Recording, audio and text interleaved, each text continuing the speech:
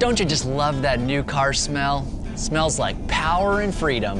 Actually, it smells more like petroleum-based solvents evaporating off vinyl and plastic. Wow, buzzkill.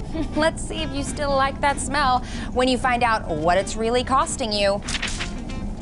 I'm locking the windows.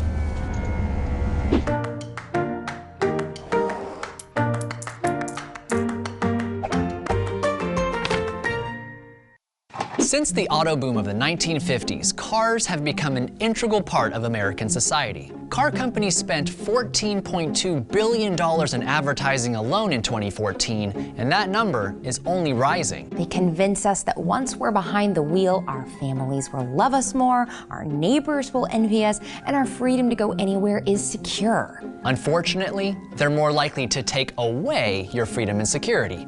New cars are a financial triple threat. We borrow money at interest to buy an asset that we have to pay to maintain, and here's the big kicker, that drastically depreciates in value. Wait, what is depreciation anyway? Hey Julia, would you like to buy some ice cream? Sure, I guess. That'll be $4. I wouldn't pay a nickel for that. But I just paid $4 for it 20 minutes ago. That's depreciation. Go wash your hands. That's a good intro into depreciation. Overall, this is something that is taking on a lot of visibility in current times, especially with inflation. This video is actually a little bit older, but I thought it was very relevant for today, and I'm a fan of this channel. And so I want to dig in on some of these things, but this is something that is true for so many folks. They spend so much money on their cars in general. And I don't think this is necessarily specific to cars. I think most of what they just described is also true about homes, for instance. And some people rush into home buying a little too early.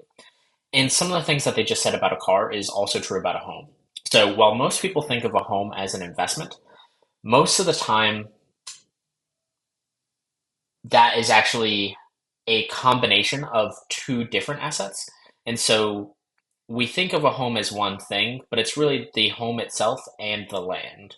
And so the land always appreciates in value. That will basically always happen, unless obviously there's some huge disaster in your home, maybe potentially global warming. But generally speaking, a plot of land is just that. It's just a arbitrary square footage or acreage that you have soil on, and it can be used for a variety of purposes. And that will always appreciate in value. But actually the structure that we actually have as our home technically is similar to a car. It needs maintenance, and it actually depreciates with value. And so this is something that people can lose track of because most homes increase in value over time, because it's a combination of things, which is the land plus the home itself. And the home is made out of materials that can degrade over time. And so day after day, month after month, year after year, those materials are slowly but surely degrading, and those need to be replaced. And so just like in the ice cream example, if you have an asset that basically degrades over time for whatever reason, its value will inherently drop. And so this is something where some people spend too much of their wealth or their income towards assets that have this depreciating mechanism around it, and they can inadvertently invest too much of their money or spend too much of their money on it. Obviously, cars specifically, going back to the topic, are required to give you transportation. They can help you get to a job, but this is where how much you want to spend on a car is very important, because you can buy a car for $100,000, maybe $10,000. That was probably more true pre-COVID. But certainly you could have in the low tens of thousands if you buy it used, or if it's definitely an older car.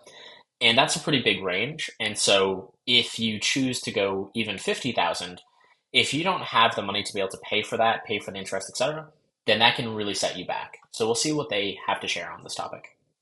Cars retain their value about as well as ice cream on a hot day. A new car will depreciate 63% in the first 5 years. 10% of that in the moment that you drive it off the lot. Calling cars a bad investment is like calling a honey badger a bad heart surgeon. What? I mean, they're not an investment at all. Oh, exactly. I mean, can you think of anything else that you would spend that much money on that loses value that quickly? I don't know. How about a garage full of Beanie Babies?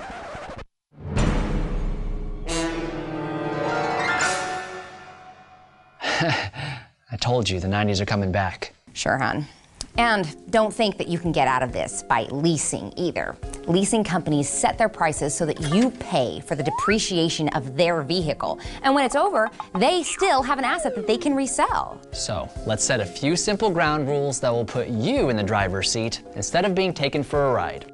Number 1, buy a car that's at least 5 years old. Right away, you're skipping the majority of its depreciation. Number 2, save up to buy a car in cash. Paying interest on something that loses value is like gaining weight from exercise. All pain, no gain. Number 3, if you can't comfortably afford to save an equal amount to your car payment, you can't afford it. So if you're not saving $300 a month, you shouldn't take on a $300 car payment. So how much money is actually at stake? I think it's time to Run the numbers. Let's say I buy a new car for $20,000. I put $4,000 down and I finance the rest over 60 months at 4.25%. My monthly payment will be $295.42. That sounds pretty normal. But check this out. What if you bought the same car, but a 5-year-old model, which costs you 63% less or $7,400? Put your same $4,000 down, and with the same loan arrangement, you're looking at a payment of just $62.78 a month. That's a monthly savings of $232.65. I could get a massage every other week with that. You could, or you could take those monthly savings and put them into a growing asset like a home or a mutual fund. And if you continue to do that every time you paid off the car, even at a very conservative 7% per year return, in 35 years, you'd have over $420,000? Really? Wow. Now, is that enough to retire on? Probably not, but that's just one thing you can start doing now to prepare for your future. And there are many, many more. You know, as much as I like that new car smell, I don't think I'd spend $500,000 on it. Now, let's try this instead. Ooh, what's that? Early retirement, baby. Bam! And that's our 2 cents.